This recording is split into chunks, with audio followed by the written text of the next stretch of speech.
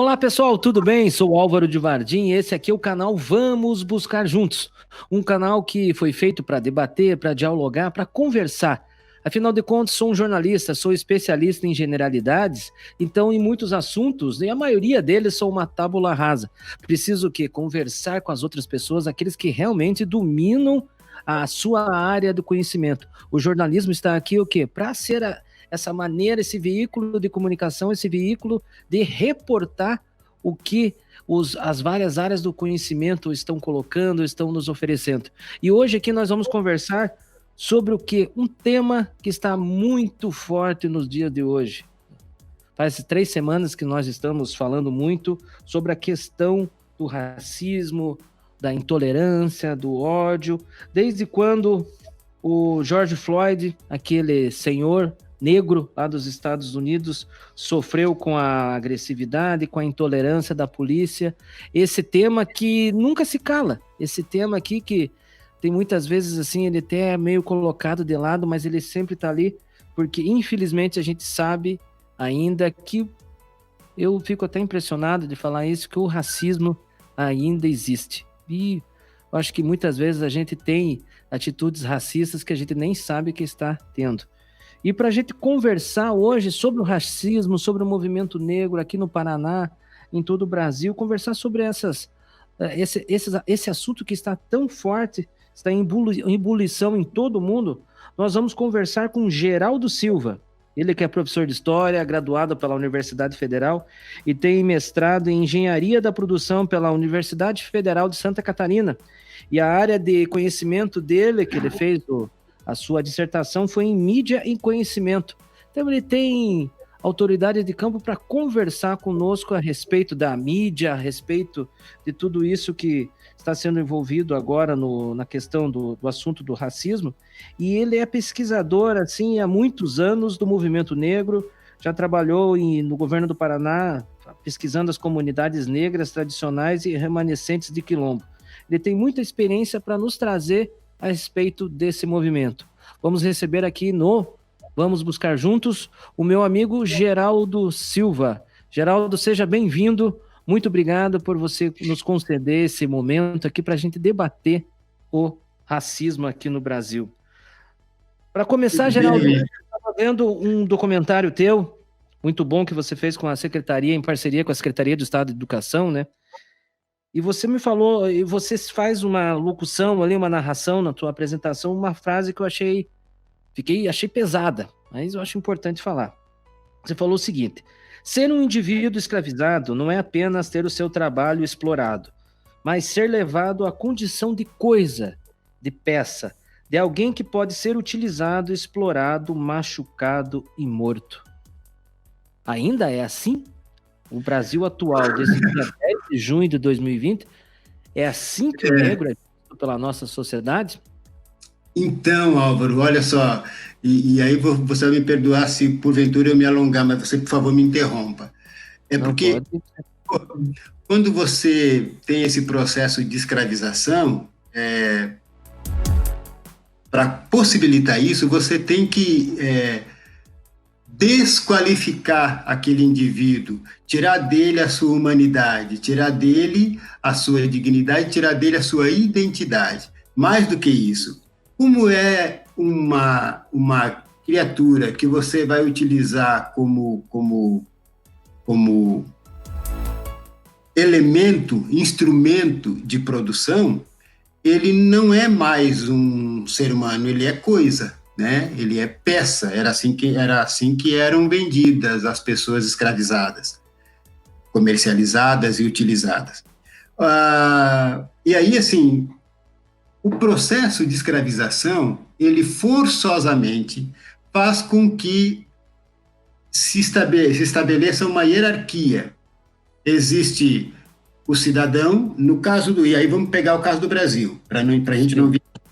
Existia o cidadão, e nesse caso lá no Brasil colônia ou no Brasil pós-independência, pelo menos durante o período imperial, você tinha os homens bons, que eram os senhores, né, os aristocratas rurais, de modo geral, E você tinha os outros. Nesses outros, lá na base, você tinha os escravizados. Esses não eram cidadãos. Aliás, bem poucos no Brasil eram cidadãos nessa época. Ora, essa hierarquização, Álvaro, que você teve como processo no período que a escravidão era o modelo, não é, aqui no Brasil, na América de modo geral, essa hierarquização ela vai se manter depois da escravidão. E se você observar bem, vai ver que a própria lei que dá fim à escravidão no Brasil, ela acaba com a instituição escravidão, mas ela não prevê nenhuma medida de incorporação daquelas pessoas todas no sistema de trabalho, no sistema econômico, no sistema de propriedade, no sistema dos direitos. Essa gente é marginalizada. E aí, obviamente, você tem uma permanência, que é um conceito que a gente tem e usa em história, né? Que é, assim, você percebe que quase 200 anos depois, as condições dessas pessoas, e aí eu estou falando de um homem negro para um homem branco, tá? As nossas condições continuam as mesmas daquela época. Em princípio, de modo geral, você vai me ver como alguém inferior a você. De modo geral, se você observar bem, as pessoas do gênero masculino vão ver a mulher como alguém inferior a elas. De modo geral, a gente ainda vê no Brasil as pessoas que são da religião cristã, de modo geral, mas sobretudo da católica, elas se veem numa condição superior àquelas que não são dessa religião ou que não professam religião nenhuma. Então, a gente tem uma sociedade que é hierarquizada porque, historicamente, ela é hierarquizada. Sim.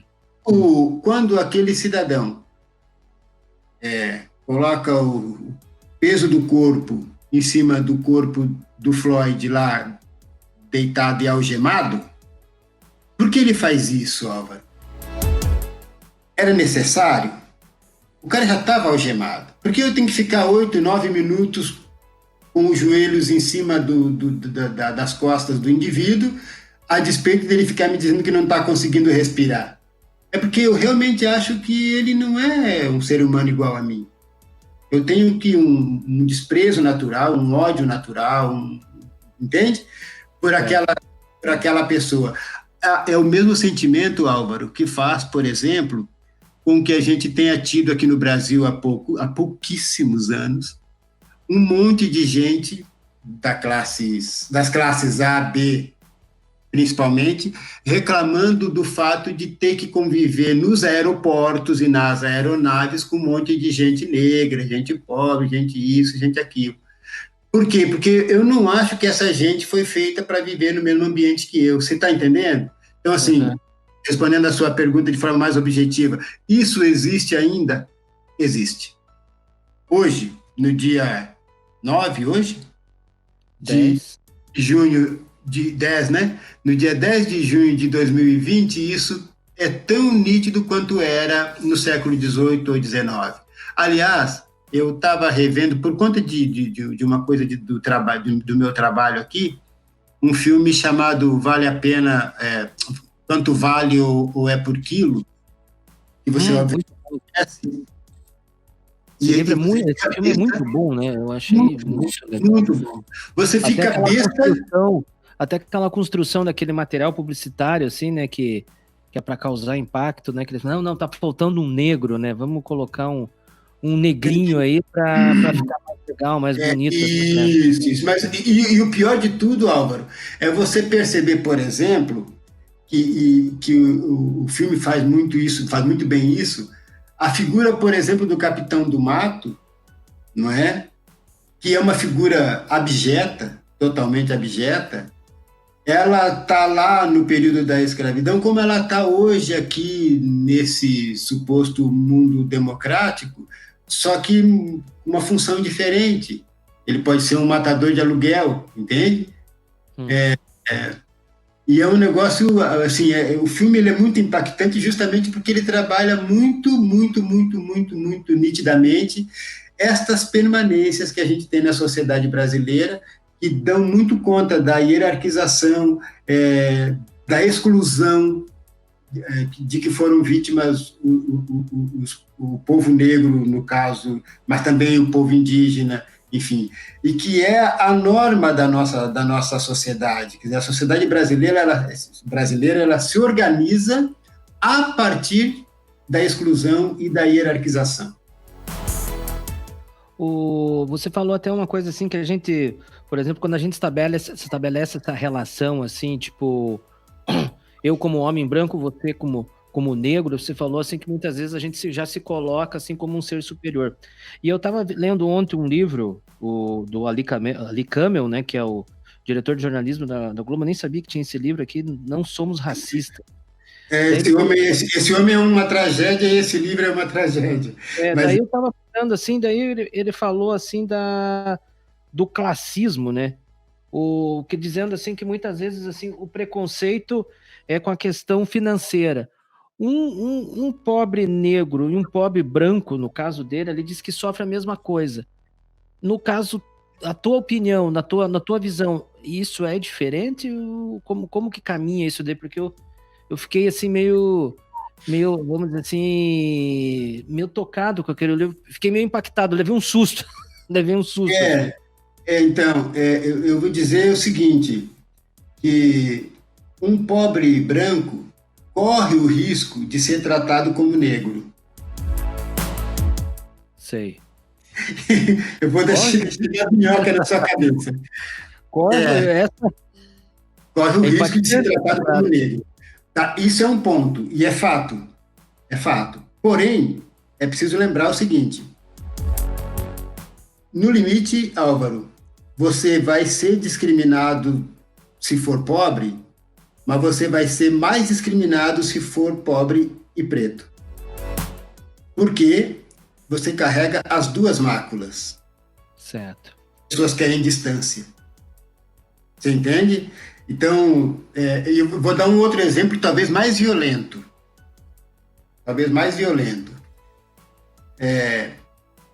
Todo mundo, hoje, está sendo obrigado a rever a sua posição, por exemplo, em relação à homossexualidade, né? Neste momento, no Brasil, de um governo e de uma ideia dominante absolutamente misógina, preconceituosa, machista, elitista e não sei o quê, as pessoas estão sendo até mais imbecis explicitamente do que eram há pouco tempo atrás, no que diz respeito, por exemplo, a como elas veem a questão da homossexualidade e das pessoas homossexuais. Mas eu vou te dizer com absoluta convicção, uma pessoa homossexual de classe A, B, até C, tem um tratamento diferente de uma pessoa homossexual da classe D para baixo, sabe? E isso é fato. A discriminação de que ela será alvo será absurdamente maior. Então, efetivamente, quando Ali Camel diz que um branco pobre e um preto pobre sofrem discriminação igualmente, eu não diria que sofrem igualmente, eu diria de novo que um branco pobre corre o risco de ser tratado como negro. E nisso eu já estou pondo, para quem porventura não entendeu na primeira vez que eu disse, eu já estou pondo a seguinte ideia: o negro, de qualquer maneira, será tratado assim, o branco pobre pode vir a ser tratado assim, mas assim, e aí justifico um pouco a questão das cotas e da forma que elas estão colocadas. Estou falando das vagas nas universidades. É isso até que eu queria que você assim falasse, então, já que você entrou nesse assunto aí, que é um assunto muito polêmico, né? Uhum. As cotas, claro, são importantíssimas. São. Elas são imprescindíveis? Elas são imprescindíveis? As cotas são imprescindíveis. Elas são imprescindíveis, Álvaro, são imprescindíveis, e mais ainda, elas, da forma como elas estão colocadas, se você observar lá, você vai ver o seguinte, tem um critério, alguns critérios, obviamente, um deles é a questão fenotípica. Com isso, estou dizendo, na verdade, e os critérios dizem isso, é que uma pessoa, por exemplo, como eu, Álvaro, que tem a pele bem escura, que tem o narigão grande, que tem os lábios grossos, que tem o cabelo carapinha e tal, no meu caso, menos porque já quase não tenho cabelo, mas esta pessoa, ela vai sofrer mais discriminação, ela vai ter mais dificuldade de inserção em qualquer ambiente, inclusive no mercado de trabalho, do que uma pessoa que, ainda que seja negra, tem a pele mais clara, ou tem o nariz afilado, ou tem o lábio. Você entende? Pode parecer exagero, mas não é, isso está provado, entende? E aí, assim, lá os critérios são, eu tenho X vagas, vamos dizer que eu tenha 10 vagas e 20 candidatos, eu vou estabelecer o critério a partir dessa questão fenotípica. Por quê? Porque esses caras, com essa fenotipicidade, terão mais dificuldade do que os outros. Você entendeu? Agora, por que as cotas são necessárias? Porque se a gente teve, Álvaro, a escravização, né? A gente teve a escravidão como norma, como modo de organização do trabalho no Brasil. E essa escravidão ela tinha como caráter a questão étnica. Então, assim, todos os negros só podiam se inserir nessa nossa sociedade pelo processo de escravização. Quando a Lei Áurea, e aí eu vou esticar a conversa que eu tentei não esticar no começo da nossa fala.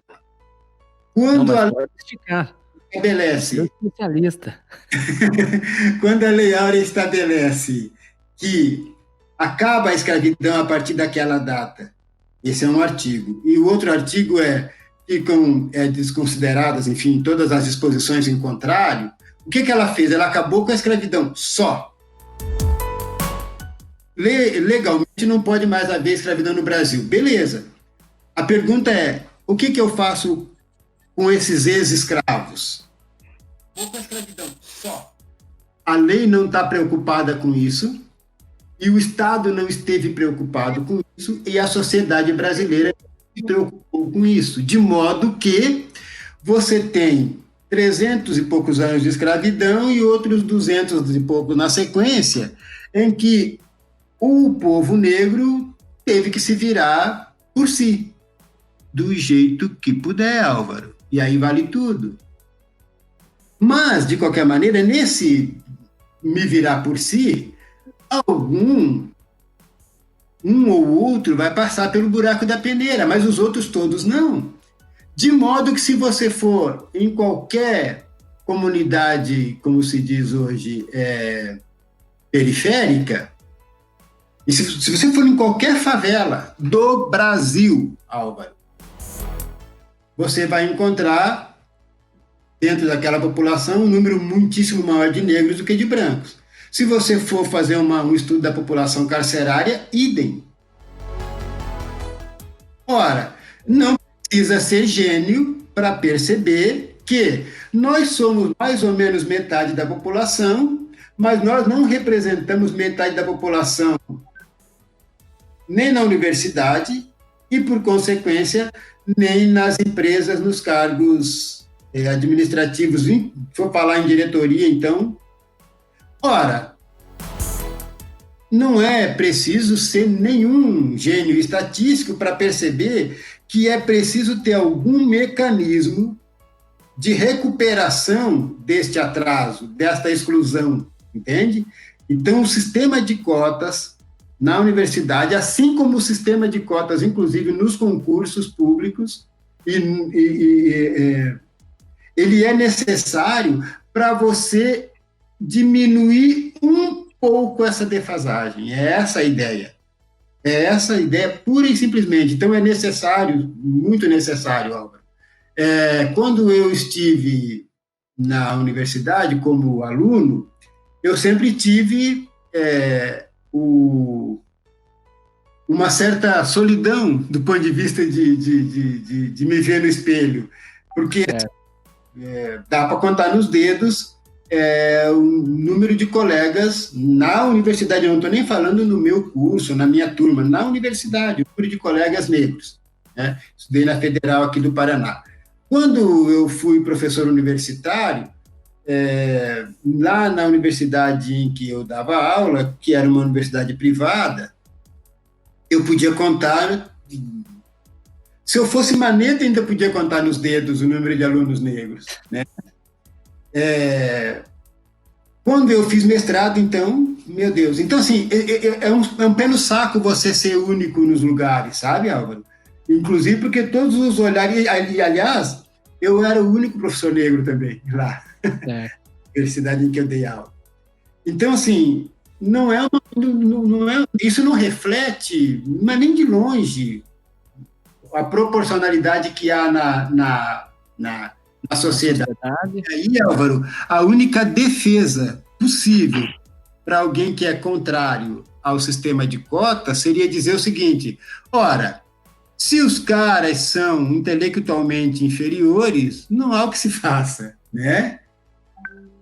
A única defesa possível. Fora disso, Álvaro, não tem como, porque você não tem como não reparar que há uma disparidade muito grande entre a proporção de negros na sociedade e a proporção de negros na universidade. Aí você vai dizer, bom, aí você tem um problema que é também o fato de que a maioria da população negra é pobre, portanto, estuda em escola pública e fica com dificuldade de entrar numa universidade pública, porque daí as pessoas que estudam nas boas escolas privadas têm mais chance de passar. Também é verdade. Ah, mas se isso é verdade, Geraldo, então o branco pobre da escola pública também tem que ter um direito. Muito bem, vamos aceitar que sim. Vamos aceitar que sim. E aqui na Universidade Federal do Paraná foi feito dessa forma, era X% para negros e X% para alunos de escola pública, porque as pessoas têm dificuldade de aceitar que seja só para negro, mas não é bem a verdade, porque para todos os efeitos, mesmo se você pegar na escola pública, sobretudo saindo do centro para a periferia, você vai vendo aumentar a quantidade de negros nas salas de aula. Então, mesmo aí, você ainda estaria fazendo uma cota que é muito mais para negros do que para pobres, de modo geral. Mas, enfim, de todo modo, o fato é, a gente precisa, inclusive, recuperar alguns mecanismos de normas e leis compensatórias que a gente já teve aqui há pouco tempo no Brasil e que estão sendo destruídas, mas, assim, é necessário, Álvaro, porque a disparidade é um negócio absurdo. E aí, se você me permitir, Alvinho, vou te dar como exemplo a questão das comunidades quilombolas. Uhum. A gente tem, no Brasil, a gente teve, em uns tempos para cá, um cuidado em pensar políticas públicas que fossem inclusivas, né? Inclusive do ponto de vista, por exemplo, das pessoas terem acesso à ligação de energia elétrica, que parece coisa besta, mas em pleno século XXI ainda tinha muita gente no Brasil, e ainda tem, que não tinha acesso à rede elétrica, ou à luz elétrica, no caso, à energia elétrica, melhor dizendo. Bom, se você fosse nas comunidades remanescentes de quilombo, isso era 100%, Álvaro. 100%. E essas comunidades, elas existem desde sempre, né? Desde que teve escravidão, automaticamente a gente passou a ter o risco de ter comunidades remanescentes de quilombo, ou comunidades negras tradicionais, e aí se quiser depois a gente tenta classificar isso, mas é desnecessário, na verdade, mas só pensar genericamente, assim, elas são comunidades, obviamente, rurais, na sua absoluta maioria, embora também haja quilombos urbanos, né, ou comunidades remanescentes de quilombos que ficam em áreas urbanas, mas a maioria em área rural, e a maioria é lá no extremo da área rural de qualquer cidade. Para dar um exemplo aqui no município de Campo Largo, a gente tem uma comunidade remanescente de quilombo. Quando a gente descobriu, chegou nelas por meio, inclusive, do pessoal da prefeitura de Campo Largo. Me diga uma coisa, Geraldo, você falou assim, quando a gente descobriu, porque eles estavam tão isolados, assim, que... Nem se sabia que existia, Álvaro. Não se sabia, em Campo Largo. não se sabia que existia comunidade remanescente de quilombo no Paraná, como inclusive muita gente nega que houve escravidão no Paraná, que foi tão pequena que não pode ter comunidade remanescente de quilombo, para ter uma ideia.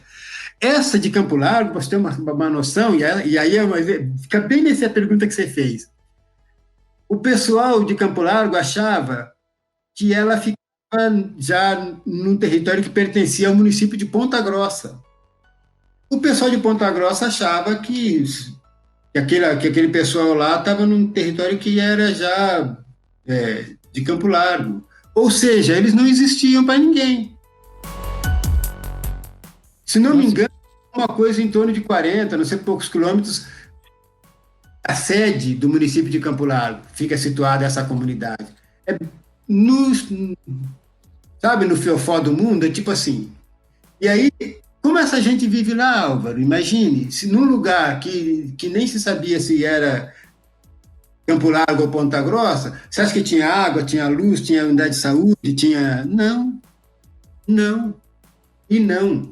A única coisa que esse pessoal geralmente tem, essas comunidades de quilombo, de maneira geral, a única coisa que elas realmente têm é o risco e o processo constante de grilagem por parte de fazendas no seu entorno, né? E as pessoas tentando comprar barato, roubar, enfim, a terrinha deles. É isso que eles têm, mais nada. E eu participei um pouco desse trabalho, que não posso me vangloriar de ter feito, porque eu participei muito pouco, as pessoas lá do grupo de trabalho Clóvis Moura, essas sim fizeram um trabalho absurdamente genial, mas eu trabalhei com isso lá em 2006, 2007, um pouquinho de 2008. Eu estava falando outro dia com o pessoal de uma comunidade quilombola, agora, essa semana passada, eles aqui da região de Castro, eles estavam me relatando problemas. Eu participava de uma reunião, na verdade, a reunião nem era minha, nem era comigo, eu estava só como participante, mas eles estavam relatando ali problemas que eram daquela época que eu trabalhei nesse projeto do governo do Estado, e que permanecem até hoje, os mesmos e até outros, mas por um motivo muito simples, Álvaro.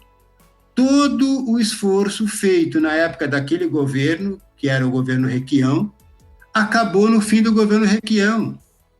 Que quando mudou o governo, veio o tal do senhor Beto Richa, com a continuidade. Terra arrasada.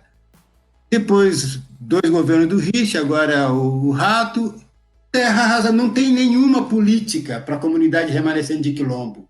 Pior, como o governo federal agora bate pé dizendo que não vai ter nenhuma normalização ou como é que se diz, reconhecimento, enfim, de terra quilombola, cara, eles vão ficar mais amínguo ainda. Porque agora já vem do governo federal o negócio. Vocês não existem. Ele se refere às pessoas lá do quilombo, dos quilombos, como seres que são medidos em arroba. E aí, você que é jornalista especializado em generalidades vai entender. Quer dizer, o que se mede em arroba? Não é animal?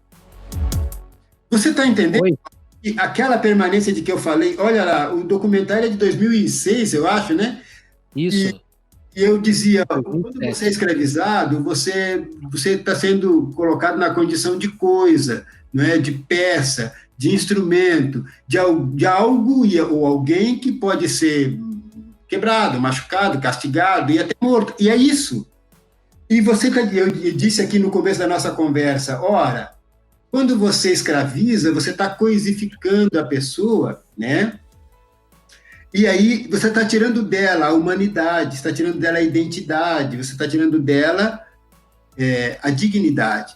E aí quando esse presidente, agora, em 2020, se refere, na verdade a conversa foi em 2019, né? Se refere a essa gente como algo que você possa medir o peso em arroba, ele não está falando de animais, Álvaro? É de animais que ele está falando, não é de ser humano. Você entende? Então, A gravidade disso é um negócio absurdo. E aí, vou te dizer honestamente, Álvaro, essas discussões que a gente está tendo agora, essas manifestações de rua, as questões que estão ocorrendo lá nos Estados Unidos em função da morte do Floyd, que é só um exemplo, Álvaro, isso acontece todo dia lá, como acontece todo dia aqui. Mas Como assim... o Will falou, né, o ator de sucesso negro, né, americano, ele falou, né, não é que esteja diferente, é que agora tem uma câmera. O celular tá Exato, é isso, Álvaro, é isso. E você, Álvaro, é tão grave o problema que o policial sabe que tem uma câmera. E mesmo assim ele fez aquilo. É a certeza. É isso, né?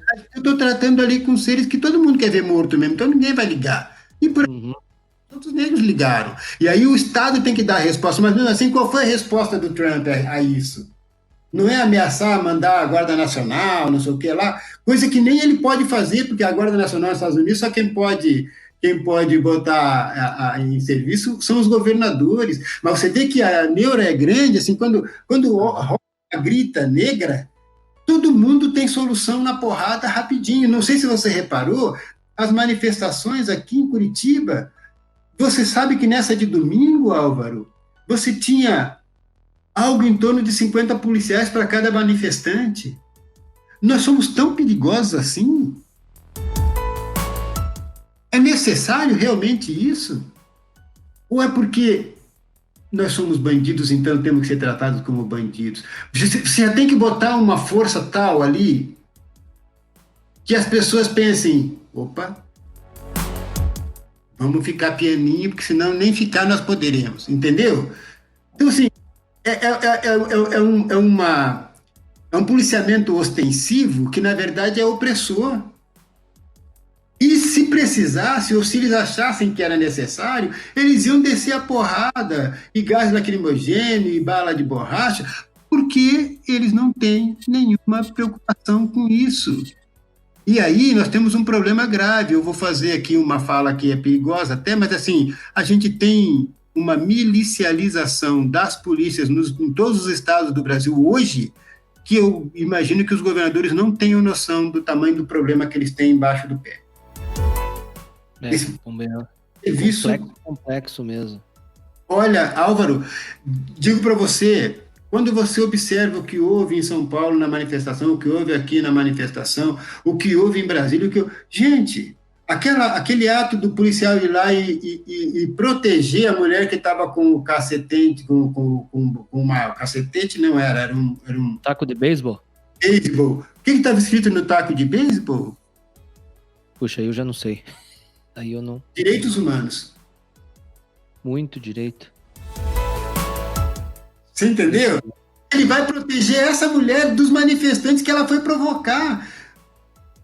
É muito simbólico, isso é muito emblemático, Álvaro. Então, assim, a gente tem um problema no tamanho do dia inteiro. E, assim, eu acho maravilhoso, Álvaro, que quem está na rua nesses movimentos atualmente é a juventude, não são os caras da minha idade. Isso eu acho maravilhoso, que a gente de 15, 20, 30 anos no máximo, sabe? É uma molecada que percebeu o seguinte, olha, vamos correr risco do Covid? Vamos, mas vamos botar máscara, não sei o quê, mas nós vamos para a rua, porque se a gente não for ocupar as ruas, a direita vai ficar dizendo o que é, o que não é, qual é o nosso lugar. Nós temos que dizer que o nosso lugar, o Brasil é o nosso lugar. Esse é o nosso país, e a gente ajudou a construir, a gente ajuda a construir, e a gente é parte disso, sim, e precisa ser respeitado, porque não pode ficar morrendo toda hora uma criança dessas, aí, como aconteceu, e ser um caso. Não pode. Você acha que quantos Floyd são mortos no Brasil diariamente?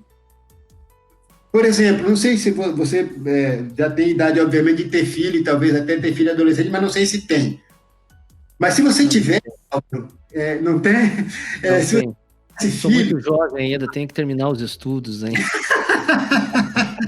Se você tivesse filho, Álvaro, ou se você conversar com seus colegas que têm filhos, ou seus parentes mais velhos que você, né, que é jovem, e que têm filhos adolescentes e tal, e que porventura sejam brancos, pergunta quantas vezes eles foram parados pela polícia para tomar enquadro, pelo simples de eles estarem ali naquele momento, e seja lá onde for. Agora pergunta para mim, eu tenho filhos.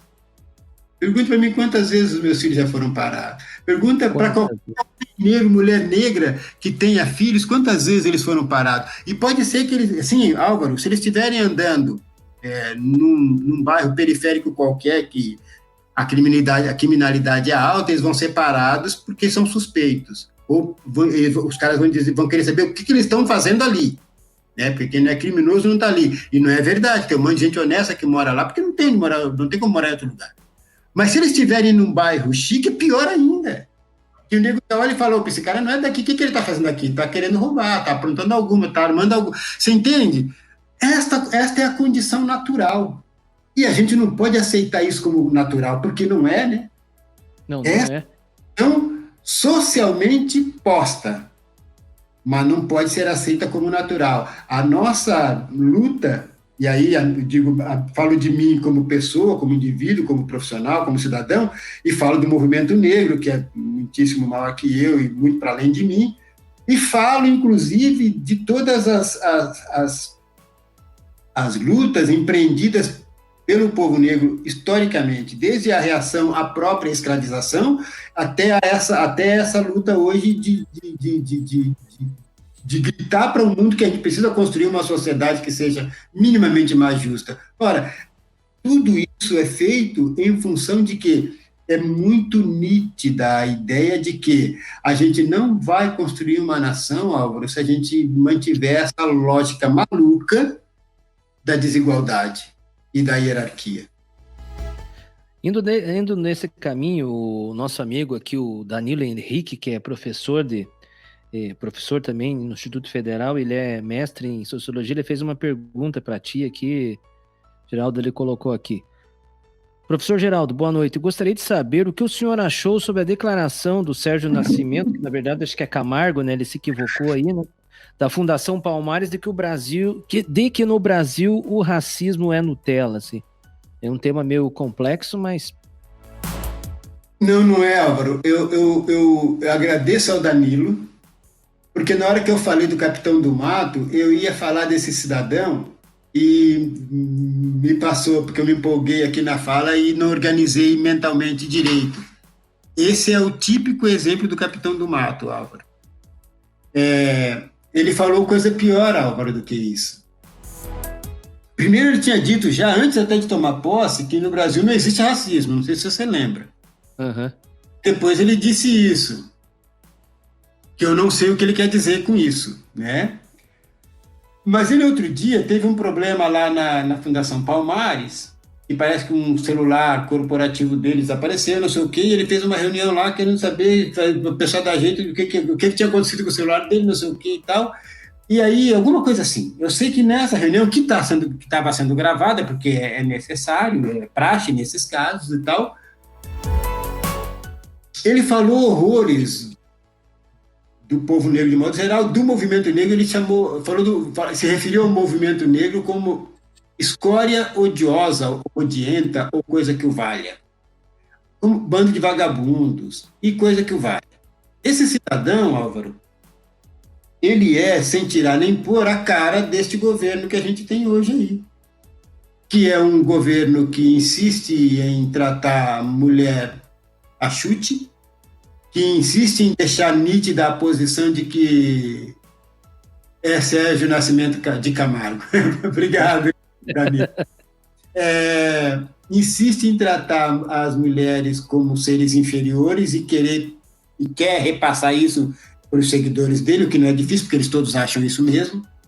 Ele insiste em classificar negros como animais, que se mede o peso em arrobas. O fato, Álvaro, de um negro aceitar um trabalho num governo desse já é para você desconfiar desse sujeito, porque o cara que desclassifica o tempo todo como coletivo, né?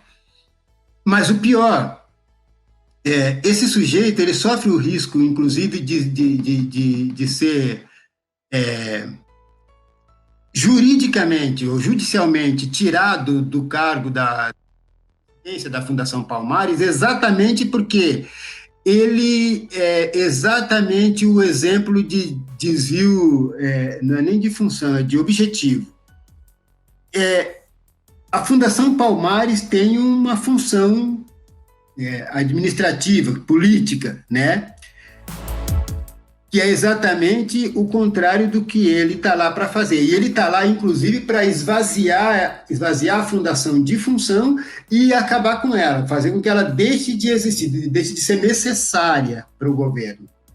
E é esse o motivo pelo qual ele pode rodar. Mas, assim, ele poderia rodar por qualquer outro, inclusive o fato de que, como você vai ser presidente de uma fundação que é um dos grandes elementos para a promoção da igualdade racial, e dizendo que não existe racismo, e tratando o movimento negro, que é aquele que, pelo trabalho, pelo sangue e pelo suor de milhares de pessoas nos últimos, sei lá, 50, 100 anos, mais, 100 anos pelo menos, né? É esse movimento que fez com que fosse possível, em algum momento, a gente ter a Fundação Palmares, a gente ter a CEPIR, por exemplo, que esse governo já acabou, destruiu, a gente ter políticas públicas de promoção da igualdade racial. Essa gente que lutou por isso tudo, você chamar de escória odienta, de bando de vagabundos, só por isso esse cidadão devia ser preso, inclusive por racismo. Ele está sendo racista. Ele é absurdamente racista. E aí vão dizer, tá, mas ele é negro, como pode? Ué, pode, ué. Porque o problema não está no fenótipo, o problema está aqui dentro. Está dentro da... Pertencimento, Álvaro. Você pode ter essa pele aí e se entender como negro. É possível. Como eu posso ter esta pele aqui, esta cor de pele aqui, e me entender como branco? Então, ele é fenotipicamente negro, mas mentalmente, emocionalmente, espiritualmente, psicologicamente, ele é branco. E é dos piores brancos possíveis, é dos preconceituosos, dos que discriminam e dos que, inclusive, são violentos contra o povo. Então, esse sujeito... Danilo, obrigado pela pergunta, de me dar a oportunidade de falar desse cidadão. O Danilo vai gostar. É absolutamente desprezível, eu diria desnecessário no nosso. Tem um amigo nosso aqui agora, também mandou uma pergunta que, como ele dividiu aqui, tá? Vamos colocar aqui, que é o Luciano Matias, tá? Ele coloca aqui, boa tarde, meus irmãos, tem uma pergunta, será que o meio onde a pessoa é criada influencia no convívio entre brancos e negros? Daí ele continua, eu, por exemplo, fui criado em um conjunto residencial onde viviam 365 famílias, brancos, amarelos, negros, portadores de necessidades especiais, homossexuais, classes distintas. Daí ele terminou aqui, todos se respeitavam, viviam felizes, brigavam, discutiam, mas até hoje todos se amam. O meio influencia a formação desse caráter, assim, desse preconceito racial, Geraldo? Não.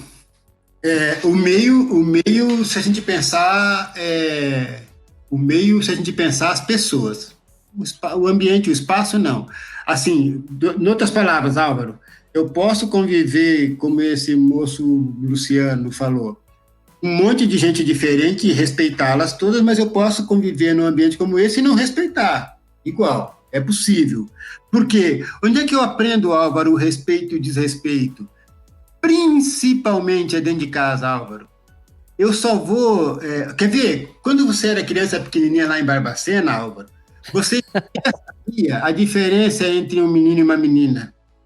Você não sabia a diferença entre um negro e um branco. Você nem percebia.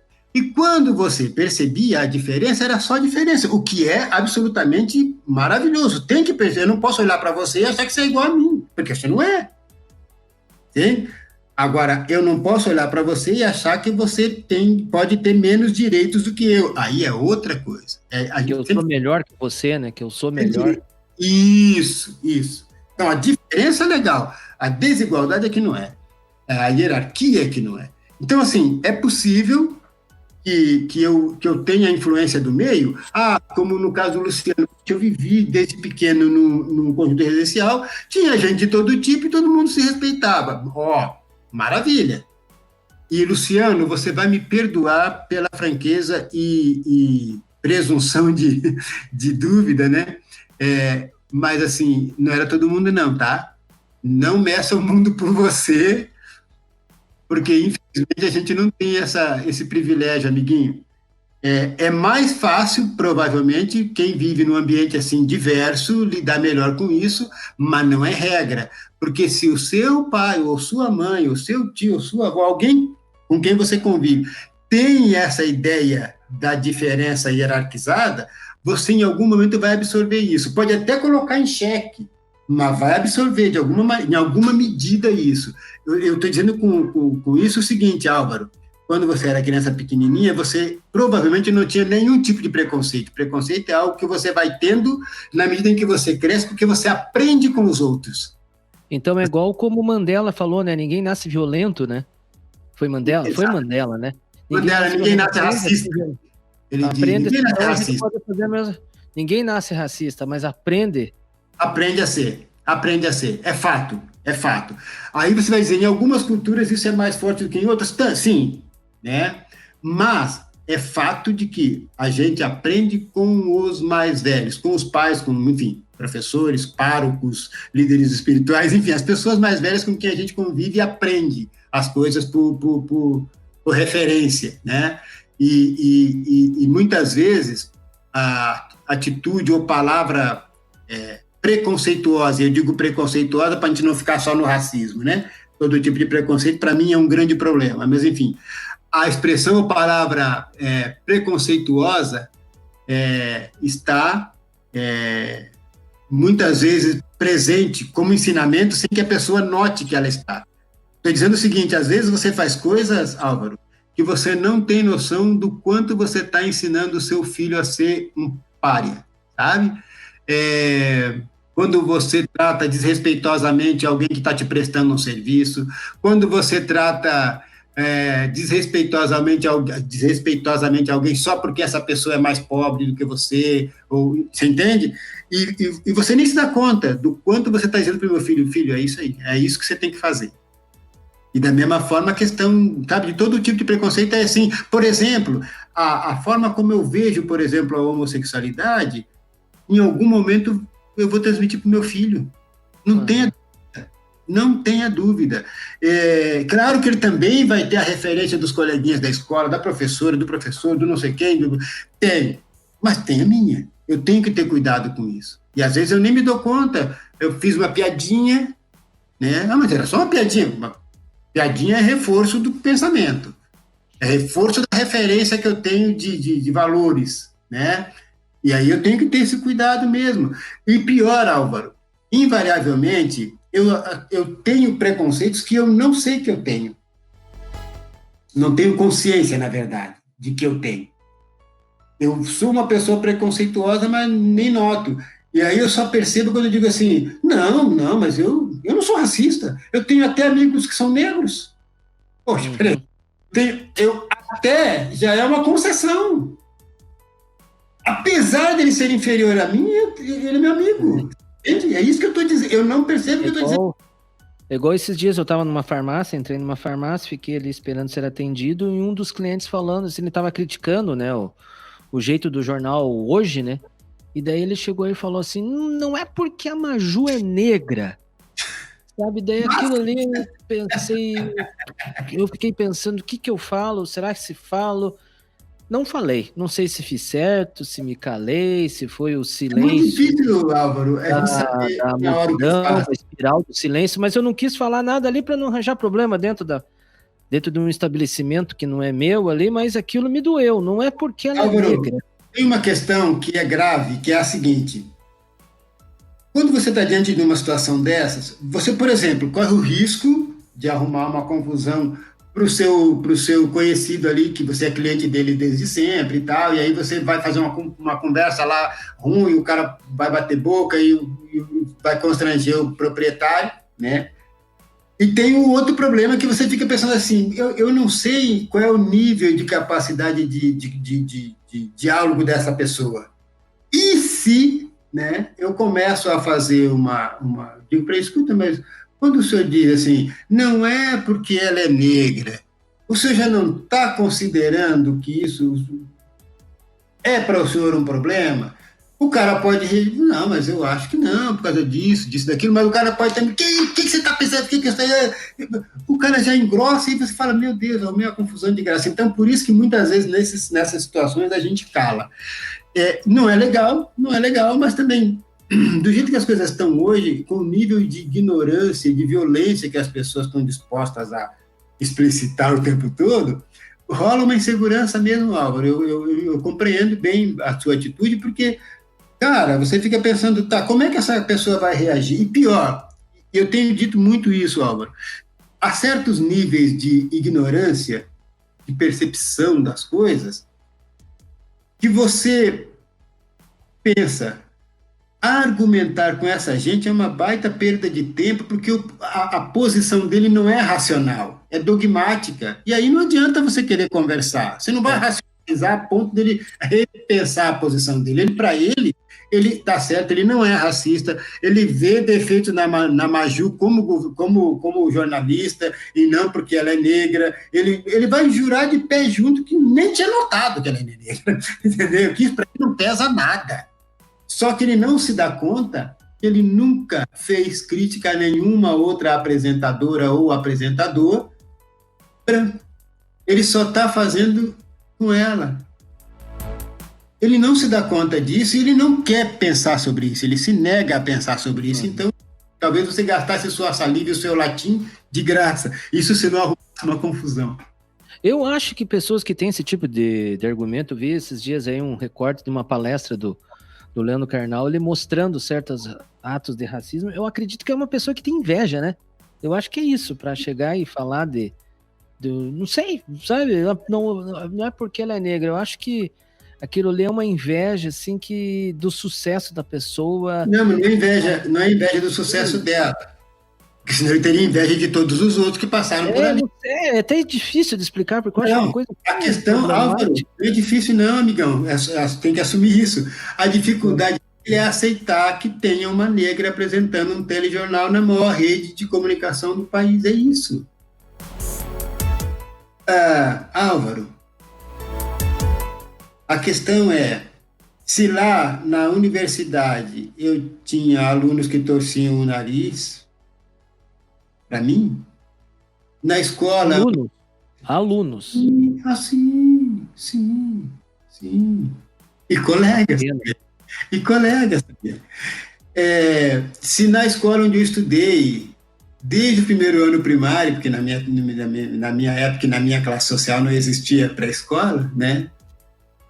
Na escola onde eu estudei desde o primeiro ano primário, na escola onde eu fiz o Fundamental 2, na escola onde eu fiz o ensino médio, na escola onde eu fiz a universidade, na escola onde eu fiz o mestrado, eu sempre tive gente que torceu o nariz porque meu lugar não era ali. Por que você acha que a Maju não vai ter isso? É essa questão. A nossa sociedade, Álvaro, acha natural... vou dar um outro exemplo, Álvaro. Quando você coloca...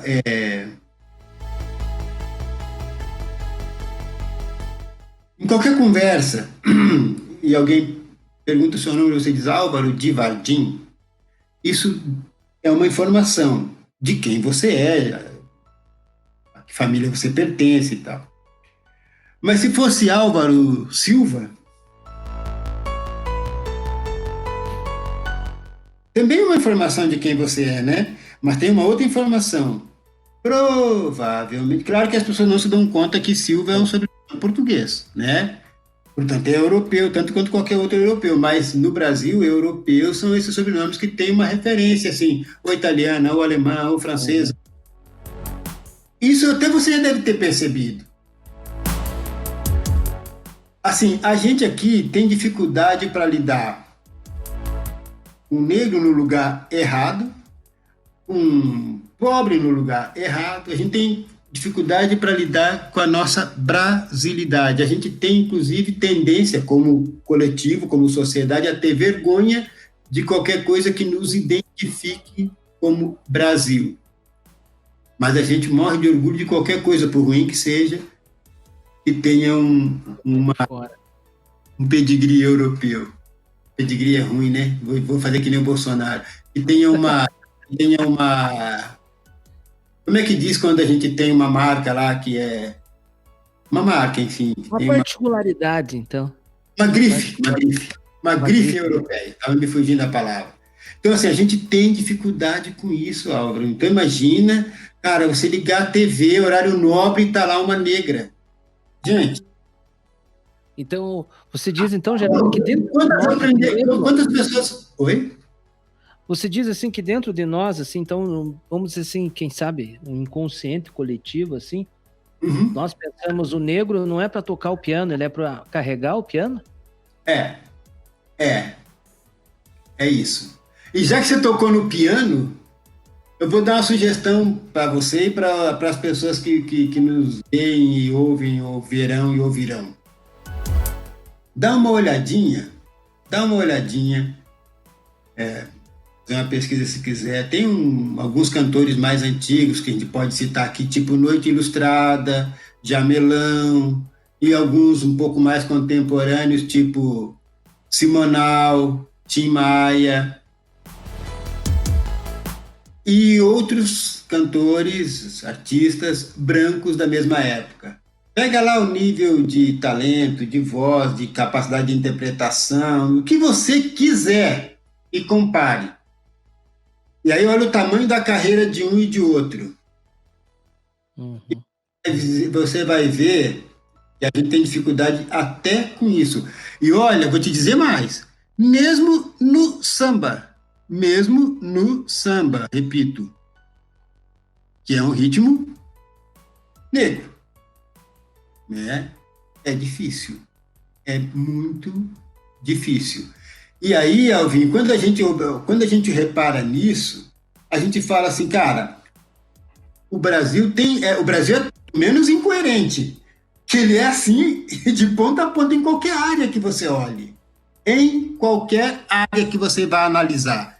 Você vai dizer assim, ó, tem poucos engenheiros negros, é verdade, poucos advogados negros, pouquíssimos médicos negros. Você não vai ter, obviamente, um desembargador negro, vai achar muito fácil um desembargador negro, porque são tão poucos advogados que você tem um pouco de isso, um pouco não sei o quê, que lá na ponta vai ter menos ainda, né? Beleza.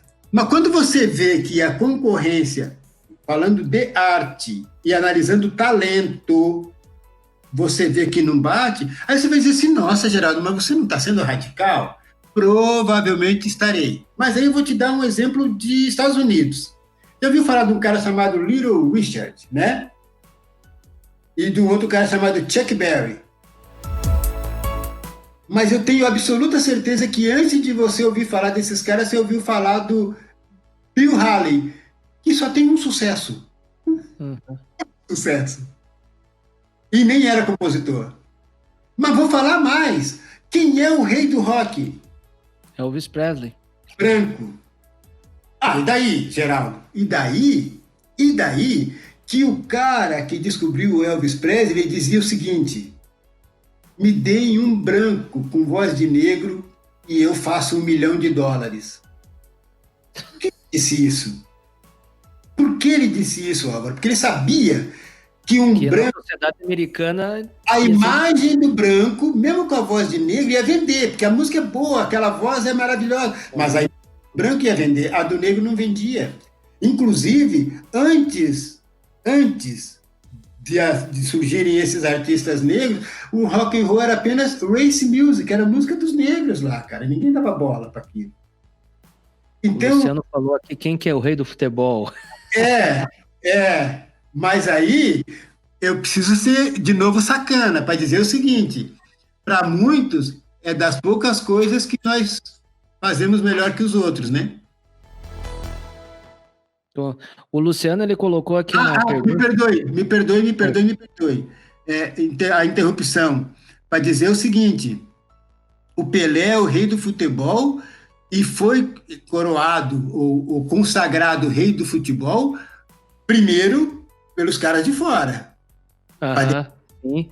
Passa por aí. E aqui... Pela revista francesa, né? Pela revista E aqui, amiguinho, aqui, de tempos em tempos, aparece alguém que quer comparar o Pelé com alguém do momento. Pelé já foi comparado com Maradona, já foi comparado com o Messi.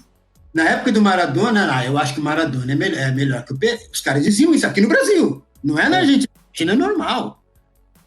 Né? Aí o Maradona, né, parou de jogar e tal, e aí, enfim, tocou lá a vida dele do jeito que a gente sabe e tal. Aí quando surge o Messi, não, mas eu acho que o Messi, ele não é comparado com o Ronaldinho, com o Ronaldo, não, ele é comparado com o Pelé. Então todo mundo que aparece de fora sempre vai ser comparado com o Pelé. Se o Pelé é o rei, primeiro que já não tem mais comparação. E segundo que é ridículo você comparar coisas de épocas tão diferentes. É outra coisa, é outro futebol. Mas, enfim, então, assim, de fato, o rei do futebol é o Pelé, né? E a gente já teve aqui quinquilhões de craques, mas quinquilhões, a gente tem aqui craques feitos quase que em linha de produção, é uma coisa absurda e tal. E mesmo assim, você não tem. E aí, vou dar como exemplo aqui, Luciano, colega, o Rivaldo. Rivaldo era craque, mas craque na acepção da palavra. Cara, pouca gente conhece hoje. O Rivaldo parou de jogar, sei lá, não sei se faz 20 anos já, né? Mas pouca gente fala do. Conhece. É uma coisa absurda. Se você pegar lá, na época do Pelé mesmo, ou antes do Pelé, por exemplo, o Luciano talvez já tenha ouvido falar, porque pelo jeito ele é ligado em futebol. Didi, cara, Didi era um negócio assim de ver ele jogar devia ser uma coisa. Eu só vi pouca coisa em preto e branco na TV, uma coisa ou outra, né? Que já na época que ele jogava não tinha muito registro disso. Gente, eu fico imaginando aquele homem jogar, se você vê um jogo inteiro, eu acho que ele era daqueles caras que ele não se sujava, sabe? Primeiro que ele parecia não correr que nem os outros, parecia que ele flutuava, parecia que ele era uma coisa linda de ver. E assim, você jamais ia ver o Didi dar um carrinho, né? Um cara elegante, era um negócio chique de ver jogar. Mas o Didi era mais um craque, assim, ele não era o cara. E eu fico pensando, gente, o mundo daria o fígado para ter o Didi. A gente aqui é mais um, sabe? Mais um ali, né? A gente tem dificuldade para lidar com essa coisa étnica. Geraldo, para a gente já ir caminhando, assim, vou colocar mais uma pergunta aqui do Luciano que vai de encontro a uma que eu queria fazer, que ele colocou aqui, né? Professor Geraldo, como podemos acabar com essas influências externas que nos submetem a esses preconceitos? Putz, peraí, tem uma dúvida. Opa, peraí, cadê a continuação daquela ali? Opa, peraí, me perdi, que ele fez tanto aqui que... Eu achei que era que ele colocava da dúvida. Aí, uma dúvida, será que o estudo da escravidão... Ele coloca assim, né? Então, aqui, tá aqui. Então, professor Geraldo, como podemos acabar com essas influências externas que nos submetem a esses preconceitos? E veio uma dúvida aqui, será que o estudo da escravidão nas escolas não submetem as crianças brancas a criarem superioridade sobre as negras? Começar pela última, assim. Porque essa da influência externa eu não entendi muito bem, mas tá, não, vamos tentar. Não. A influência... Ele fez essa pergunta na hora que você falou assim que... A gente aprende com os outros, né? O racismo. Isso, a gente aprende com os outros. Por exemplo, a gente não aprender com o pai, com o tio, assim, que como mesmo que o senhor... Não tem como. Porque a gente vai aprender sempre, né? Imagina, você certamente tem na sua memória 500 coisas que seu pai fazia ou dizia, e é isso que te forma, e graças a Deus que é assim, porque é maravilhoso isso. Agora, se o pai for preconceituoso, for misógino, for racista, for machista, em alguma medida você vai aprender isso, não vai ter como. Desculpe. A outra coisa o estudo da escravidão não é o estudo... Tá, vou por partes, Álvaro. Me permita, eu sei que o nosso tempo está estourado, mas assim, qual é a questão? Vai fundo, vamos lá, a conversa tá boa. É... Primeiro problema, o único momento em que as pessoas... Puxa, Álvaro, olha que hora. Não tá captando o som aqui, né? Que o telefone tá tocando, eu esqueci de deixar no mudo. Ah, não, tranquilo, pegou, mas não tem problema, vamos que vamos. O primeiro problema, o único momento em que as crianças veem alguma coisa relativa ao negro na escola é no estudo da escravidão. Isso é um problema. Isso é um problema. Porque precisaria ver mais, porque tem muito mais coisa, né? Agora, não necessariamente é por isso que as pessoas vão achar que são superiores. Eu acho que isso até reforça, o Luciano tem razão, acho que isso até reforça, mas eu ainda penso que isso torna-se mais forte porque a pessoa tem outras influências além dessa, sabe? Porque, de fato, você olhar ali, bom, os caras foram escravizados e tal, e, inclusive, nesse aspecto, muito dessa coisa de falar assim, porque o escravo era assim, assim, assado. Peraí, o cara não é escravo, o cara foi escravizado, é diferente, entendeu? Não é uma condição natural. Entende? Então, a expressão já precisa ser cuidada para não reforçar isso. A outra coisa bom, em todo momento, eu estou falando dessa condição do cara sendo inferiorizado, do cara nessa condição inferior, de ser propriedade de alguém, não sei o que, não sei o que, não sei o que, e pior ainda, aí eu digo que foi uma tal princesa que libertou os caras. E aí, de novo, o branco me escravizou e o branco me libertou. Uhum. Em nenhum momento... Foi generoso, vamos dizer assim. Tanto que é Dona Isabel a Redentora, né? Uhum. Redimiu alguém? Não. Mas, enfim, já volta a essa questão da bendita lei. O fato então, eu reforço esse negócio quando eu digo que foi a pessoa de fora que libertou. E eu pouco trato, ao longo do estudo, dos movimentos que esse povo fez contra a escravidão, das atitudes que essa gente praticou durante esses 300 anos contra a escravidão. Então, eu tiro de novo deles o protagonismo, entende? Então, esse, de fato, é um problema, o Luciano tem razão. Mas, de fato, isso... é só mais uma coisa, porque não tivesse eu vivendo numa sociedade que é racista, que vê de forma hierarquizada as pessoas, se eu não vivesse numa sociedade assim, se eu não tivesse influência das pessoas adultas, apenas o estudo da escravidão não ia fazer tanto estrago, em que pese ele ser feito de forma errada também, né? Então, o erro nesse sentido, e é o erro na forma de organizar o próprio estudo, e pior ainda, de só se estudar o negro na escravidão e mais nada. Né? Então, toda a contribuição cultural, científica inclusive, não é vista. Toda a organização social, econômica, historicamente posta no continente africano antes do branco ir lá e escravizar esse pessoal, também não é estudada. Então, claro, a única referência que eu tenho do cara é como, desse tipo de gente, no caso, né, do povo preto, é do cara que foi escravizado. E isso torna a coisa muito pior. Ou ele pergunta aqui... Ele está afirmando, né, que sempre foram os negros. Música, sempre os negros são os melhores.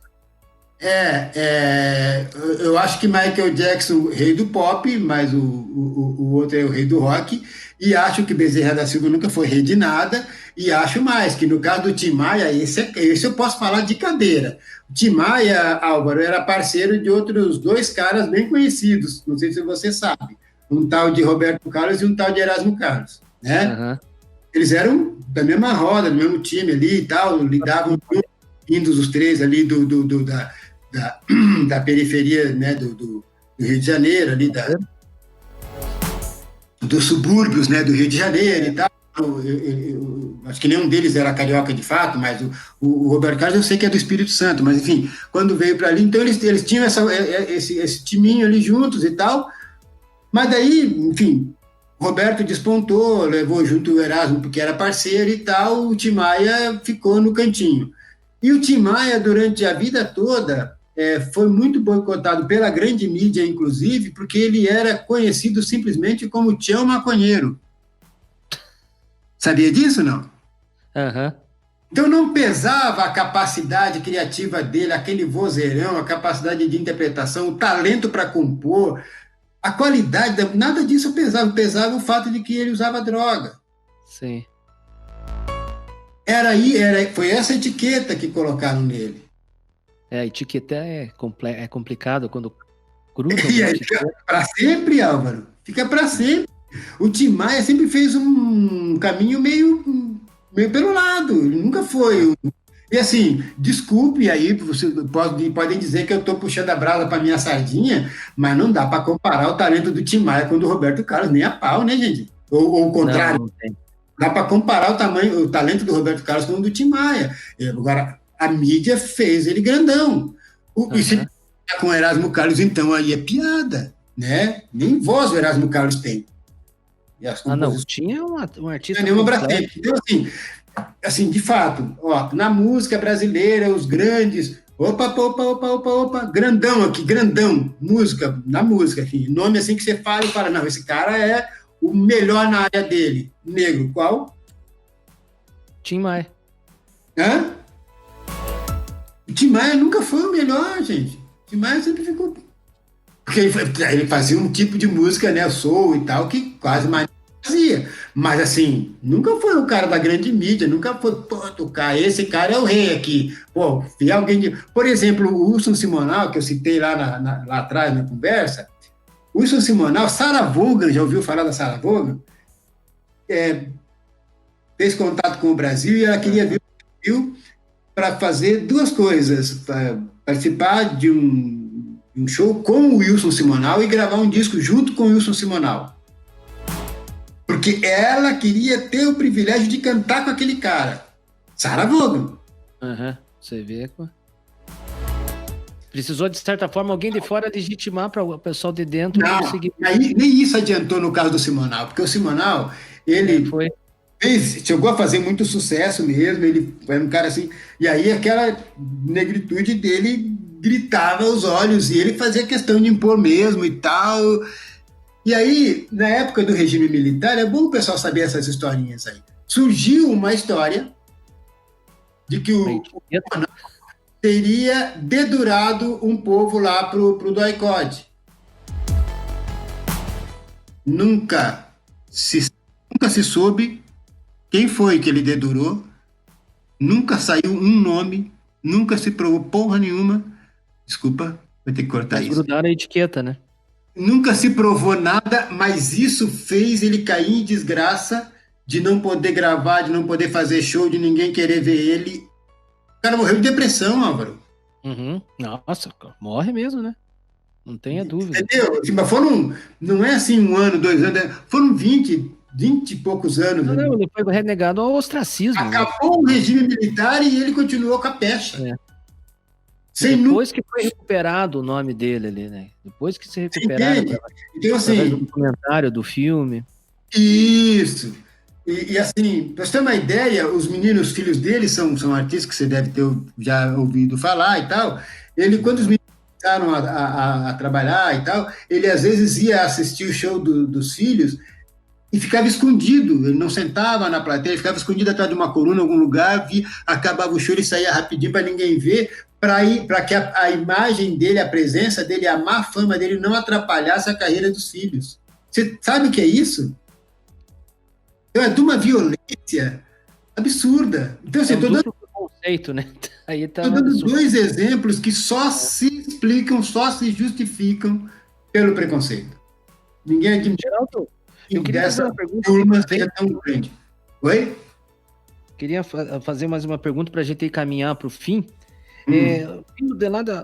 Do início da nossa conversa, você falou o seguinte, que nós, não tenho dado estatístico assim, mas a nossa sociedade é quase meio a meio, né? 50% de brancos.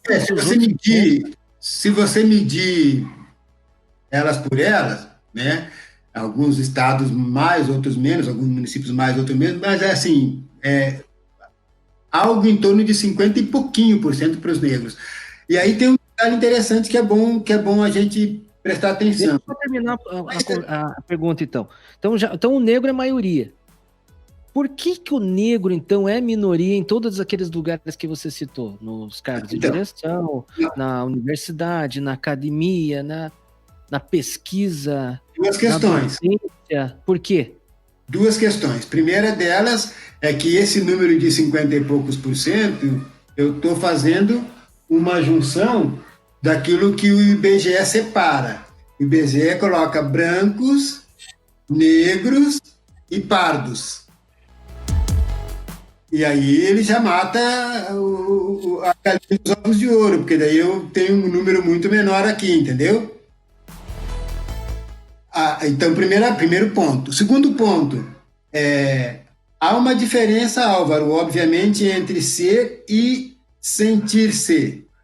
O caso do presidente da Fundação Palmares é emblemático, né? Se ele pudesse responder, ele diria que não é negro. Então, a primeira questão. A segunda questão de fato, no caso da academia, no caso das universidades, no caso, enfim, é fácil de explicar, porque, obviamente, se nós temos uma condição que nos inferioriza no acesso à informação e à formação educacional, obviamente, nós vamos estar menos representados na ponta, né? E, por outro lado, se você não perguntou, porque é uma pessoa elegante, mas se você fosse mais duro comigo e dissesse assim, tá, mas então,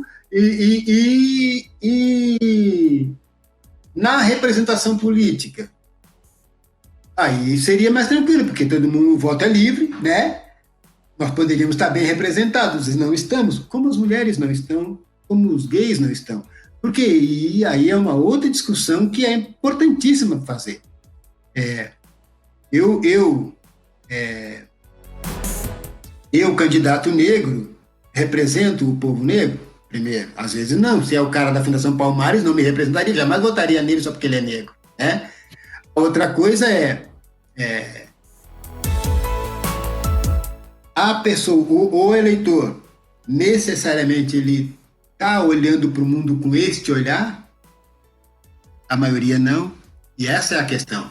Então, uma das nossas lutas, Álvaro, obviamente, é a gente trabalhar no sentido de que o povo negro, na sua totalidade, ou na sua maioria, seja consciente dessa sua condição. E sinta orgulho dessa sua condição. Porque muitos têm vergonha, e é compreensível, porque você passa a vida toda sendo discriminado, né? Você passa a vida toda tendo um estigma que você começa a querer fugir dele quando você não tem a compreensão daquilo, sabe? Você acaba querendo negar para você mesmo, aquela ideia que a gente falava antes na conversa informal ali, do negócio você está diante de um perigo, né, tipo Covid-19, e você nega que esse vírus corona exista, porque é uma forma de você não ficar tão desesperado. O medo é tão grande que você nega, é uma das explicações. Da mesma forma, o estigma é tão forte, o peso é tão grande sobre as pessoas que algumas delas negam para elas mesmas que elas são deste grupo étnico, entende? Então, tem todo um processo de pertencimento, de autoestima e tal, que precisa ser trabalhado, mas também tem o outro lado que nem todo cara que é negro vai me representar, porque eu, obviamente, não vou votar num cara para ir lá falar as besteiras que esse cara da Fundação Palmares fala, e tem um monte deles por aí, né? Então, eu já tenho menos candidatos negros do que brancos, obviamente, e nem todos os candidatos negros, de repente, me representam, então acaba também não sendo votado por negros e tal. Então, são várias explicações possíveis para isso, né? E já o resto, não, o resto é tranquilo. Se eu vou olhar nas grandes corporações, tem poucos negros nos cargos altos. Se eu for olhar perdão, mesmo no jornalismo, tem poucos negros lá, sobretudo na TV, né? Se eu for olhar em qualquer opção que exige uma formação mais robusta, você vai ter pouco negro, porque tem pouco negro que chega na universidade, o que justifica, por outro lado, a questão da lei de cotas. E, Geraldo, me diga uma coisa, a gente, enquanto sociedade, negros, brancos, pardos, índios, todas as classes sociais, para a gente sair do discurso e fazer realmente uma sociedade onde as vidas pretas importam, o que a gente precisa fazer? Um monte de coisa, homem de Deus, um monte de coisa. A primeira coisa é a gente assumir que tem um problema. Ninguém resolve um problema que acha que não tem, né? Então, a primeira coisa, temos que assumir que temos um problema que por exemplo, existe um tratamento desigual, por exemplo, por parte da polícia para os negros em relação aos brancos. Mas é porque existe um tratamento desigual por parte do Estado dos negros em relação aos brancos. Então, temos que assumir que existe esse problema e daí, bom, pensemos quais são as soluções, as primeiras, né? Por onde a gente começa. Então, a partir disso, aí sim, nós como sociedade, agora inclusive fazendo conversas como essa e ampliando essas discussões, inclusive para a grande mídia, levando efetivamente essa discussão para as escolas, porque as pessoas se formando desde cedo, sabendo que nós somos um povo diverso. Isso é importante, conhecer a história e a cultura dos povos indígenas do Brasil, conhecer a história e a cultura do povo afro-brasileiro e africano, conhecer a cultura cigana, a história do povo cigano, a gente só ganha com isso. Então, esse é um primeiro elemento. O segundo elemento bom, nós temos diferenças também no campo da economia, por exemplo, no campo do acesso ao trabalho, à renda e tal. Temos que ter medidas políticas públicas voltadas para isso. É isso que estava se discutindo antes desse governo maledeto aí. A gente vivia no Brasil um período em que essas coisas eram discutidas. Algumas pessoas reagiam a isso, normal, mas as coisas estavam sendo discutidas e algumas propostas estavam sendo encaminhadas. Isso se interrompeu. E aí, vou te dizer mais, e aí você, de novo, muito incisivo. Esta reação que resultou, por exemplo, na eleição do Bolsonaro, ela começa muito como uma reação a essas políticas que a gente estava vivendo no Brasil, de inclusão, de ampliação de direitos para todos, porque a gente é um país de privilegiados, e os privilegiados sempre acham que botar mais gente no barco tira espaço deles. Eles não acham que o barco fica maior, eles não acham que tem mais gente para remar, eles acham que está roubando espaço deles. Então assim, são várias medidas, Álvaro, mas são sempre políticas públicas, sempre, sempre, sempre. Nascidas, obviamente, da discussão da base, das propostas da sociedade, e uma sociedade que, de cara, tenha consciência dos problemas que ela tem. Porque se a gente não achar que dá paulada numa pessoa na rua porque ela é gay, e dar tiro na cara de alguém porque ele é negro, se a gente não achar que isso é um problema, daí realmente não tem solução. Isso é um problema mesmo. Que problema, meu Deus do céu. Geraldo, muito obrigado pela tua presença aqui, eu agradeço a tua gentileza. Eu te agradeço, amigo. E você dedicar todo esse momento aqui para a gente debater, a gente conversar, dialogar sobre assumindo esse problema que nós temos aqui na nossa sociedade brasileira, não é no Brasil, não, acho que no mundo todo, que é a questão do racismo. Compreender que a vida preta importa, né? As vidas pretas importam, para não existir mais isso, como você mesmo falou assim, eu como branco achar que sou superior a você que é negro, que o homem achar que é superior à mulher. O hétero achar que é superior ao homo, cara, isso é o nosso problema.